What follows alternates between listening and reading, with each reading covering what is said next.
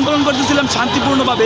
আমাদের শান্তিপূর্ণ আন্দোলনে পুলিশ সহিংসতা চালাইছে, পুলিশ নিজে গুলি করছে, ইটপাটকেল মারছে, আমাদের জাবের ভাইয়ের গলায় গুলি করছে ডাইরেক্ট। তার পুরো শরীর রক্তাক্ত হয়ে গেছে, তাকে মেডিকেলে নিয়ে গেছে। তার কী অবস্থা আমরা বলতে পারি না।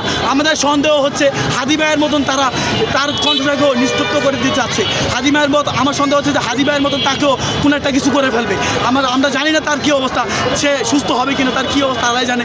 আমরা সবাই তার জন্য দোয়া করি। আমি সবার কাছে গুলি বিদ্যুৎটা কোন জায়গায় হয়েছে? গলায় গুলি ইন্টারকন্টিনেন্টাল এই জায়গায় করছে, গলায় লাগছে। ওনাকে ইচ্ছা মতন পিটাইছে, মানে সাধারণ মানুষকে যেভাবে পিটাইছে ওনাকেও সেভাবে পিটাইছে। মানে ডক্টর ইউনূস বাসায় বসে থাকে, পুলিশকে নির্দেশ দিয়ে এই জায়গায় আওয়ামী লীগ সরকারের মতন মারধর করে। আওয়ামী লীগ সরকার যেভাবে ঘরে বসে থেকে নির্দেশ দিত, আর ডক্টর ইউনূসও ঘরে বসে থাকে পুলিশকে সহিংসতা চালানোর জন্য এখানে পাঠিয়েছে। আমরা হাদি ভাইয়ের বিচার দাবিতে আসছি, আমরা তো এখন সহিংসতা চালাতে আসছি না। আমাদের যদি বিচার করে দেয় তাহলে তো আমরা এখানে কিছু করবো না।